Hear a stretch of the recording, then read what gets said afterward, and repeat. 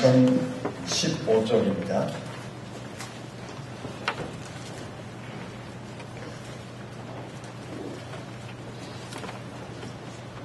이사야 40장 27절에서 31절 말씀까지 말씀을 봉독하겠습니다.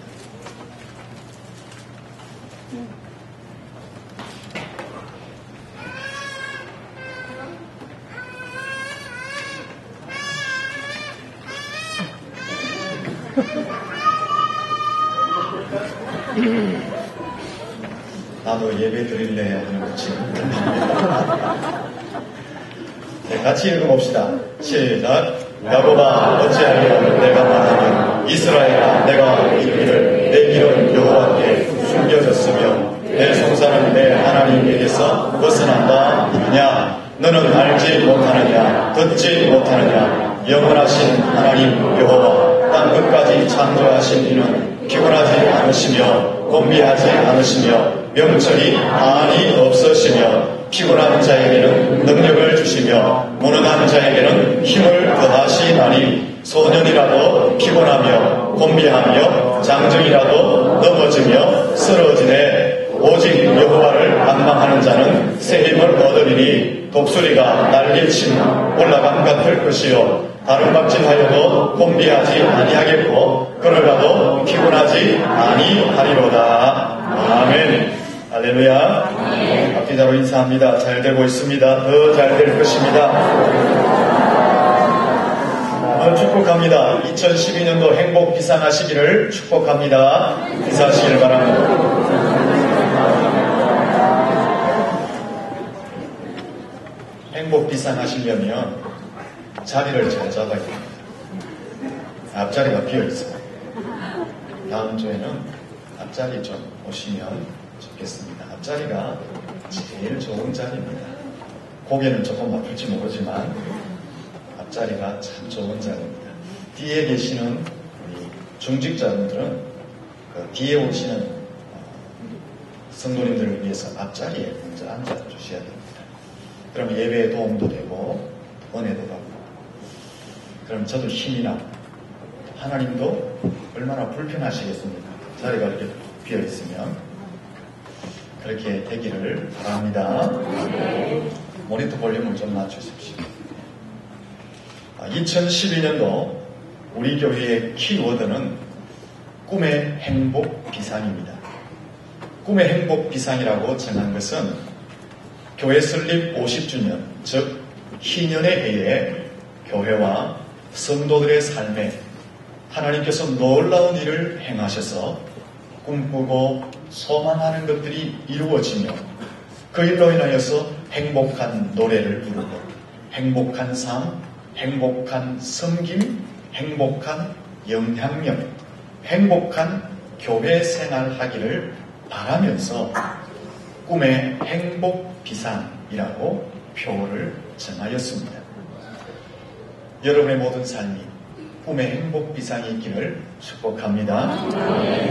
그런데 현실을 보면 만만치가 않습니다. 새로운 한 해를 시작하면서 모든 교회들은, 모든 성도들은 행복 비상을 원합니다. 하지만 실제의 현실을 보면 오히려 이전보다도 더 답답하고 더 막막한 것이 지금 우리의 실제 현실입니다. 현재 우리나라의 정치판을 보면 조국의 미래가 암담한 것처럼 느껴집니다.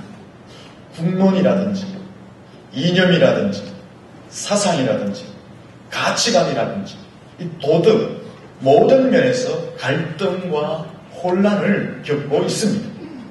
국민의 정서를 보면 극도의 이기주의와 인간성 파괴의 모습들이 극명하게 드러나고 있습니다. 문화도 없고 교육도 제대로 되지 않고 있습니다. 경제는 긴 어두움의 터널을 계속해서 헤매고 있는 그런 모습을 하고 있습니다. 대국관계는 김정일 씨가 사망한 이후 김정은 씨가 권력을 이양하는 과정에 있으므로 더욱더 이전보다 최악의 순간을 맞이하고 있습니다. 국제정세도 큰 변화가 없습니다. 어둡고 긴 터널을 계속 헤매고 있습니다. 그러한 국제정세 가운데 우리나라는 여전히 무언가 부족한 모습으로 국제사회 가운데 한가운데 있습니다. 개인의 삶도 마찬가지입니다. 요즘 대부분의 사람들 보면 삶에 지쳐 있습니다. 오랜 경제적인 압박 때문에 또한 질병의 문제 때문에 사람들이 지쳐 있습니다. 일을 해도 결실을 온전히 맺지 못하니까 지쳐져 있습니다. 인간관계가 복잡하기 때문에 사람들이 지쳐 있습니다. 치열한 경쟁사회에서 이리 치고 저리 치고 하다 보니까 다 지쳐 있습니다. 그리고 세상의 정보는 얼마나 넘쳐나고 있습니까? 이 시대는 얼마나 급변하고 있습니까? 정보를 모르면 낙오자가 되고 변화하지 않으면 도태되어져 버리니까 넘치는 정보, 급변하는 사회 속에서 사람들이 지쳐가고 있습니다.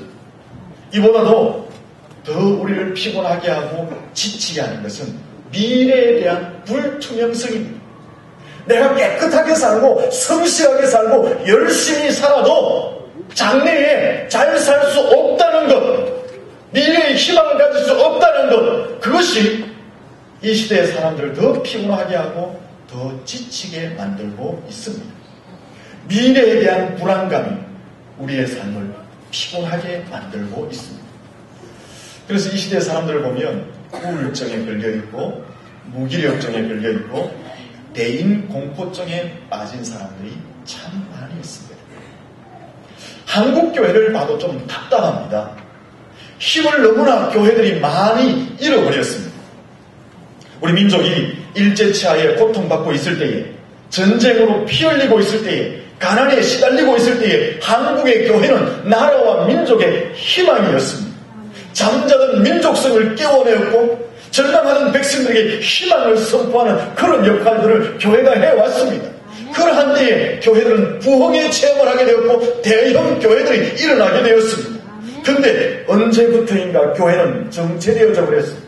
아니, 교회는 지금 퇴보한다고 말하고 있습니다.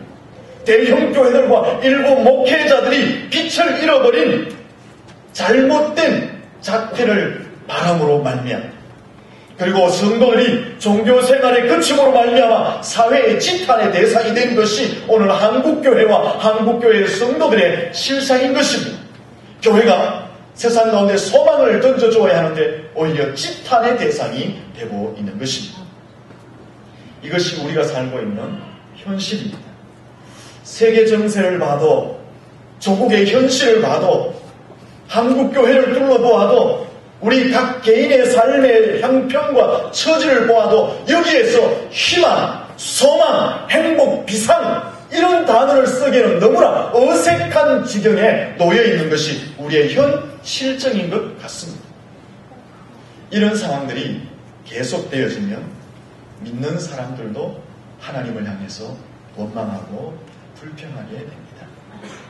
경제가 빨리 회복되어지지 않으면, 육신의 질병이 빨리 낫지 않으면, 생업이 계속해서 어려워져 가면, 사업이 점점 더 어려워져 가면, 자녀의 진로의 문제가 계속 막혀지면, 그리고 지금 정치적인 형편이 계속해서 혼란 속에 있다면, 조국의 위기가 빨리 개선되지 않는다면, 교회의 타락상이 빨리 개혁되어지지 않는다면 사람들은 불안하고 초조하게 되고 짜증스러워지고 결국은 원망하게 되고 불평하게 되는 것입니다. 이것이 우리의 모습인 것입니다. 이 본문을 보면은 이와 유사한 이스라엘의 상황을 예언하고 있습니다. 본문은 이스라엘 백성들이 바벨론에 끌려가서 포로 생활을 하게 되고 그 포로 생활이 1년이 지나고 10년이 지나고 20년이 지나고 30년이 지나면서 이 포로 생활의 억압 때문에 더 이상 참지 못하고 하나님을 불평하고 하나님을 원망하게 될 것이다 라는 예언을 이 본문에서 하고 있습니다. 본문 27절을 보시면 그렇게 표현하고 있습니다. 같이 한번 27절 말씀을 읽어보도록 하겠습니다. 야곱아 어찌하여 내가 말하며 이스라엘아 내가 이러기를 내 길은 여호와께 숨겨졌으며 내 송사는 내 하나님에게서 벗어난다 하느냐. 이 말씀은 자기의 어려운 사정, 자기의 원통함은 하나님이 지금 모르신다라고 불평하고 있는 말씀입니다. 어려운 포로 생활을 하면서 내가 지쳐있는데, 그 포로 생활로 내가 스트레스를 받고 있는데 하나님은 내 사정, 포로 생활로 인한 내 원통함을 하나님은 지금 전혀 모르고 계신다라고 하며 하나님을 향해서 불평하고 원망하고 있는 말인 것입니다. 사실 이스라엘 백성들은 정치적으로, 종교적으로, 사회적으로, 도덕적으로 타락했기 때문에 바벨론의 포로로 끌려가서 억압받는 삶을 살고 있었습니다. 그러나 자신들의 잘못은 전혀 생각하지 않고 하나님을 향해서 이렇게 원망하고 불평합니다. 하나님은 내 사정을 모르실 거야. 하나님은 내 원통함을 지금 모르실 거야. 만약에 하나님이 나의 사정과 나의 원통함을 아신다면 그냥 이렇게 버려두실 리가 없다라고 하나님을 향해서 원망하고 있는 것입니다. 이것이 바로 오늘 우리의 마음과 우리의 모습과 유사한 모습입니다. 우리의 인생 가운데 어려움이 계속 되어지며, 그래서 지쳐있을 때에 하나님이 내 사정을 아실까? 내 억울한 사정, 내 힘든 사연을 하나님이 알고 계실까? 내 삶의 고난과 환난과 질병과 인생의 문제가 계속되어지는 그 순간에 하나님이 내 이 아픔, 내 이 절망, 내 이 원통함을 아실까? 만약 아신다면 왜 나를 이렇게 그냥 두실까? 라고 하는 것이 우리의 마음에도 있다라는 것입니다. 그리고 새로운 한 해를 시작하면서 행복 비상이라는 꿈을 꾸지만은 지금 과거보다 더 암담한 조국의 현실, 우리의 개인의 형편과 처지, 이 사회의 모습, 교회 현주소를 보면서 야, 과연 행복 비상할 수 있을까? 그런 불안함, 그런 반신반의하는 마음이 우리 속에 있는 것입니다. 정말 행복 비상, 꿈의 행복 비상을 이 암담한 현실 가운데에, 이 변화되지 않는 이 현실 가운데서 할 수 있을까라는 의구심이 우리의 마음에 자리 잡고 있는 것입니다. 그런 상황 가운데서 하나님이 이런 말씀을 하십니다. 28절에서 30절입니다. 30절 말씀을 우리 같이 한번 읽어보도록 하겠습니다. 30절입니다. 소년이라도 피곤하며 공비하며 장정이라도 넘어지며 자빠지되 31절로 넘어갑니다. 오직 여호와를 앙망하는 자는 새 힘을 얻으리니 독수리가 날개치며 올라가는 것 같을 것이요 다른 박질하여도 공비하지 아니하겠고 걸어가도 피곤하지 아니하리로다. 아멘. 이 본문의 말씀은 이스라엘 백성들에 대한 원망, 우리의 원망에 대한, 또 우리가 과연 행복 비상할 수 있을까라는 의문에 대한 답을 하나님께서 주고 있는 말씀인 것입니다. 너희들이 왜 피곤한지, 너희들이 왜 지쳐있는지, 너희들이 왜 고통스러워하고 있는지, 너희들이 무엇 때문에 원통스러워하고 있는지, 너희들의 억울함을 내가 다 안다라고 말씀하면서 하나님이 말씀하시기를 이렇게 말씀합니다. 너희들의 지침과 너희들의 피곤함과 억울한 사정을 해결할 수 있는, 넘어설 수 있는 길을 내가 보여주겠다라고 말씀하고 있는 것입니다. 새로운 한 해를 출발하면서 과연 꿈의 행복 비상을 할 수 있을까? 우리의 조국의 형편, 우리의 교회의 형편, 우리 개인의 형편을 보니까 도저히 암담하고 막막하고 답답한데 정말 행복 비상할 수 있을까라는 의구심을 가지고 있는 사람들을 향해서 하나님이 행복 비상할 수 있다라는 그 길을 제시하고 있는 말씀이다라는 것입니다. 그러면은 하나님이 제시하고 있는 길이 무엇입니까? 너희들의 지쳐있는 삶을 넘을 수 있는 그 길, 너희들이 피곤해 찌든 그 삶을 넘어설 수 있는 그 길, 너희들의 억울하고 원통한 사정을 해결할 수 있는 그 길, 그것이 무엇이라고 말합니까? 이 암담한 현실 속에서, 이 답답한 현실 속에서 우리가 꿈의 행복 비상을 할 수 있는 그 길이 무엇이라고 하나님은 제시하고 있습니다. 너무나 간단하게 설명하면 여호와를 안망하는 것이다 라고 말씀하고 있는 것입니다. 피곤한 삶, 지쳐있는 인생, 억울한 사정, 넘어설 수 있는 길이 무엇인가? 이 답답하고 암울한 현실 속에서 우리가 꿈의 행복 비상을 할 수 있는 그 길이 무엇이냐? 여호와를 안망하는 것이다 라고 말씀하고 있는 것입니다. 왜 여호와를 안망하는 것이 넘어서서 꿈의 행복 비상을 할 수 있을까요? 하나님께서 새 힘을 주시기 때문에 그렇습니다. 하나님께서 새 힘을 주실 줄로 믿습니다. 몇 사람에게 축복합니다. 하나님께서 당신에게 새 힘을 주실 것입니다. 그러면 본문에서 하나님이 새 힘을 주시는데 그 새 힘은 어떤 힘일까요? 역시 31절에 보니까 독수리가 날개치며 올라감 같은 힘입니다. 그 힘을 받으면 어떻게 된다고 합니까? 다른 박질하여도 곤비하지 아니하겠고 걸어가도 피곤하지 아니하게 되는 능력의 힘을 받게 된다라고 말씀하는 것입니다. 여기 다른 박질하여도 곤비지 않는다는 것은요, 치열한 경쟁 사회 속에서 내가 인생의 목표를 향해 달려가는 그 길에서 하나님께서 내게 주신 그 사명을 위해서 달려가는 그 길에서 내가 끊임없이 달려가도 넘어지거나 쓰러지거나 자빠지지 않는 끝까지 달려갈 수 있는 힘을 하나님이 주신다. 그런 뜻을 가지고 있는 것입니다.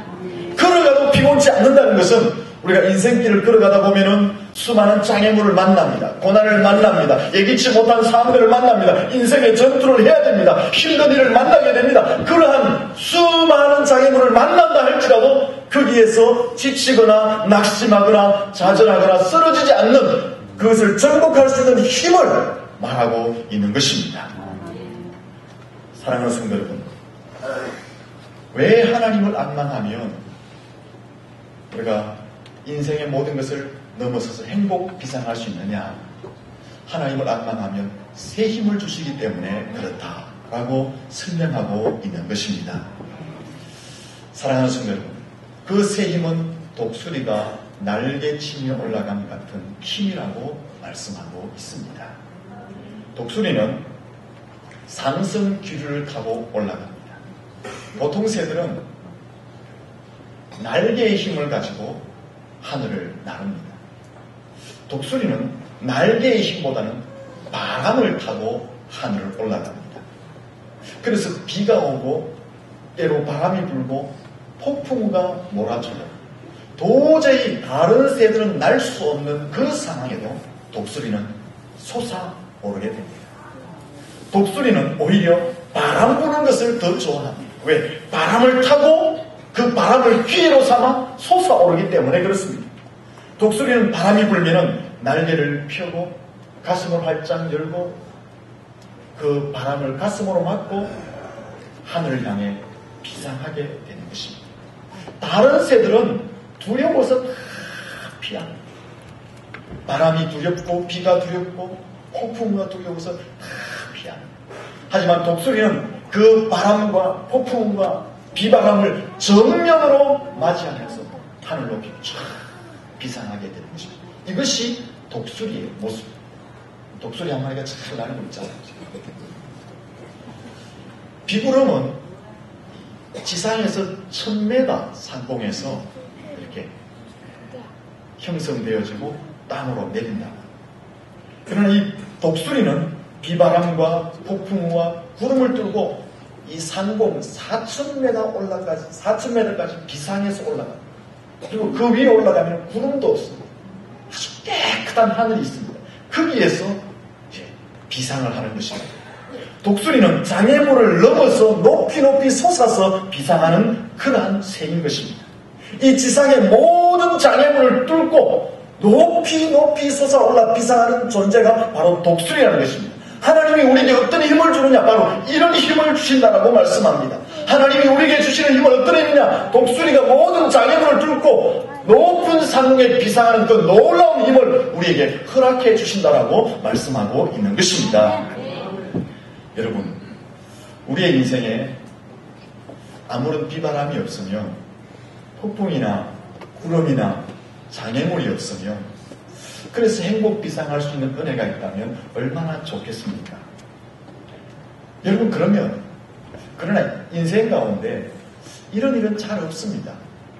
그냥 아무런 장애물 없이 예기치 못한 상황들 없이 그냥 행복 비상하게 되는 인생들이 거의 없다라는 것입니다.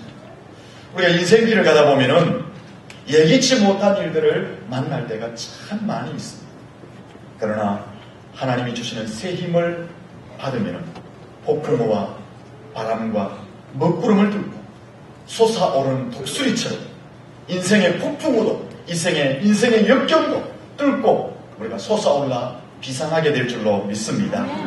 인생 가운데 예기치 못한 복병들을 만납니다. 물질, 질병, 정신, 인간관계, 미래의 문제, 가정의 문제, 이런 예기치 못한 상황들을 많이 만나게 됩니다. 그러나 하나님이 새 힘을 주시면 그 모든 것을 상승기류로 받아서 뚫고 올라가 높은 상공에서 비상하게 될 줄로 믿습니다. 하나님이 새 힘을 주시면 모든 삶의 스트레스와 모든 어려운 환경들을 거뜬히 이겨낼 수 있게 되는 것입니다. 하나님이 우리에게 새 힘을 주시면 우리의 인생길 가운데 비록 유혹과 시련과 환난이 닥쳐와도 그것을 뚫고 일어나 나아가 행복 비상을 하게 될 줄로 믿습니다. 하나님이 우리에게 새 힘을 주시면요, 우리 가운데 슬픔이 있고 분노가 있고 외로움이 있어도 그것을 이길 수 있게 될 줄로 믿습니다. 오히려 하나님이 우리에게 새 힘을 주시면 우리에게 닥쳐오는 인생에 예기치 못한 모든 일들, 어려운 환경들, 여건과 조건들, 이 모든 것이 오히려 우리를 더 높이 올라가게 하는 상승 기류가 되게 될 줄로 믿습니다. 여러분, 이 힘은 어떻게 하면 얻을 수 있을까요?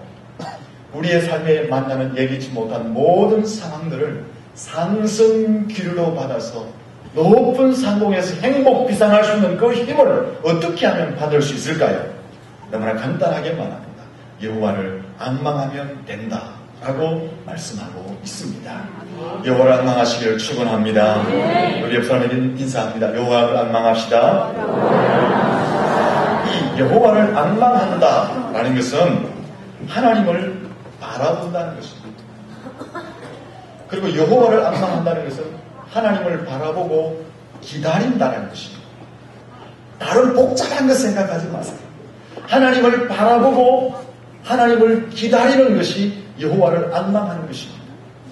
하나님께서 내게 힘 주실 줄을 믿고 하나님께서 나를 도와주실 줄을 믿고 내 마음의 중심을 하나님께 두고 바라보고 하나님의 은혜를 기다리는 것, 그것이 바로 여호와를 앙망하는 것입니다.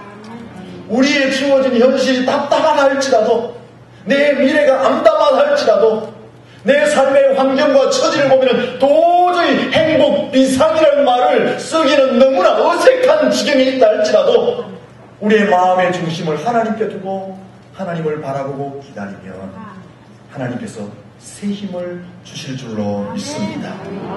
독수리가 날개치며 올라감 같은 새 힘을 주실 줄로 믿습니다. 그러면은 행복 비상하게 되는 것입니다. 세상의 모든 염려, 근심 그리고 하나님만 바라보시기를 축원합니다. 하나님을 바라보면 하나님이 도와주실 줄로 믿습니다. 하나님이 힘을 주실 줄로 믿습니다. 하나님이 능력을 주실 줄로 믿습니다. 여러분, 세상 바라보면 무너집니다. 세상을 바라보면 대안이 안 됩니다. 세상을 바라보면 대책이 없습니다. 오직 괴롭고 힘들고 어렵다 할지라도 내 현실이 암담하다 할지라도 미래가 보이지 않는다 할지라도 하나님만을 바라보시기를 축원합니다. 괴로울 때 주님의 얼굴 보라 평화의 주님 바라보아라. 같이 한번 불러보겠습니다.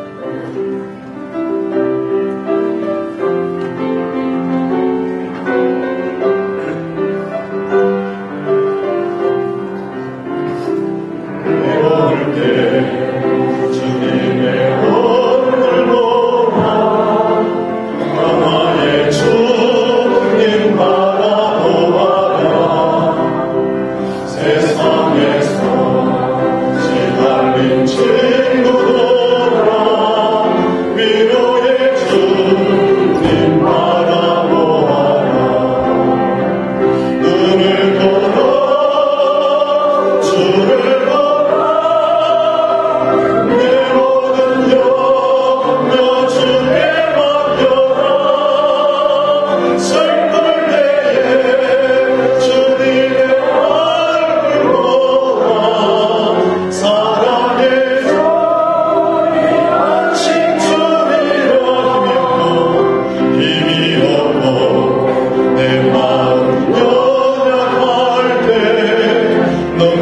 내 주님 바라보아라. 주의 이름 부르는 모든 자 힘주시고 늘 지켜주시니 눈을 들어 주를 보라. 눈을 들어 주를 보라. 내 모든 염려 주께 맡겨라. 슬플 때에 주님의 얼굴 보라. 사랑의 주님 안심 주리라. 할렐루야.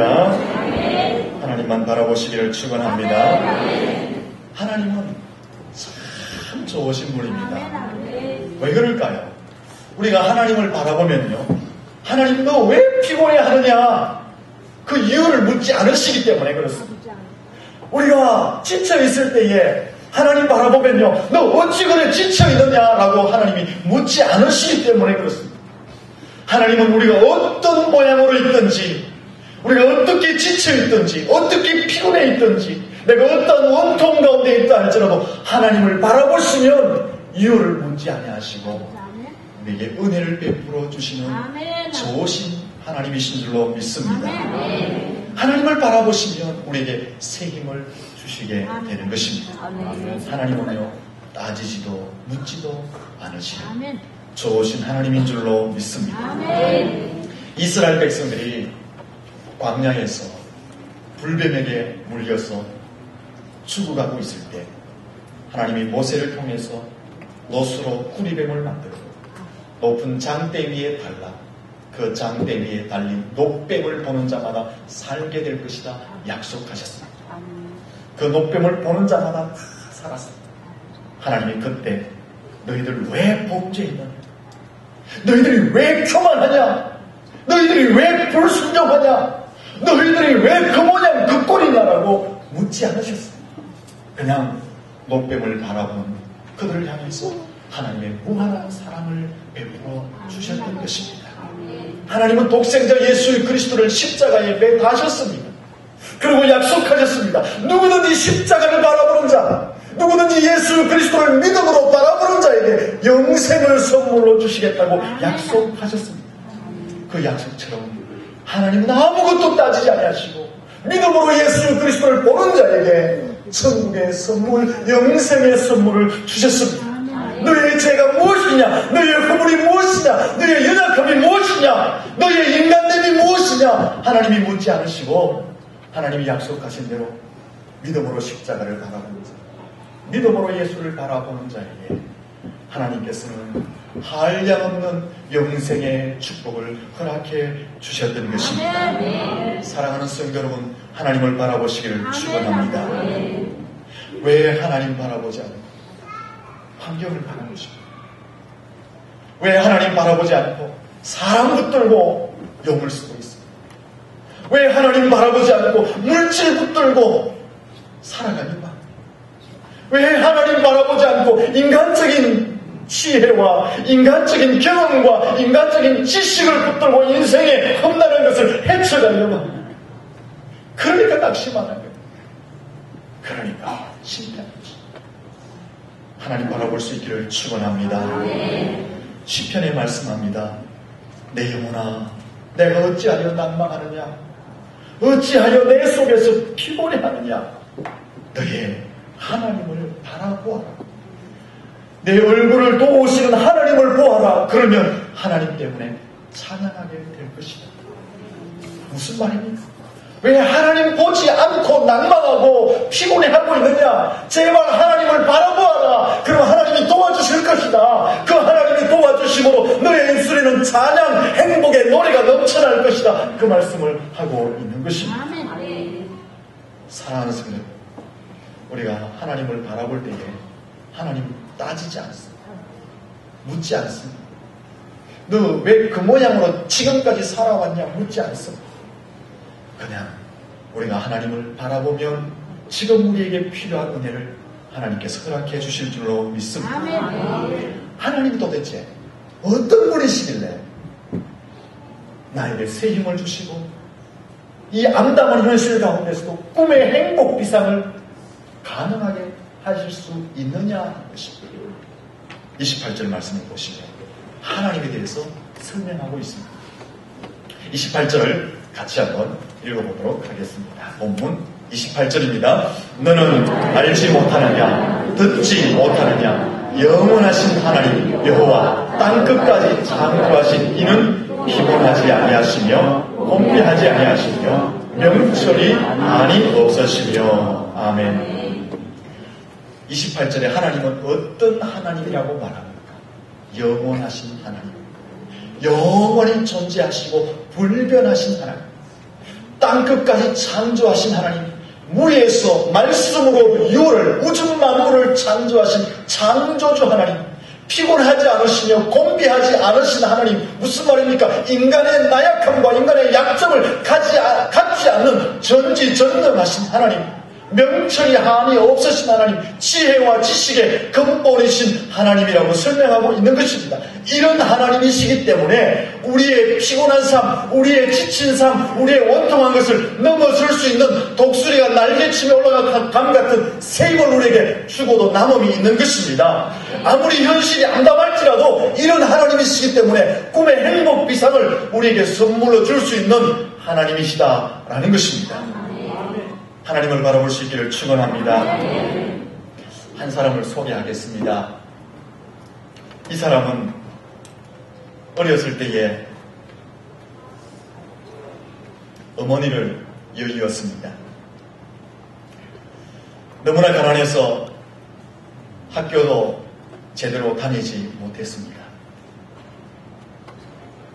이 사람은 23세에 시골에서 구문가게를 열었지만 파산하고 말았습니다.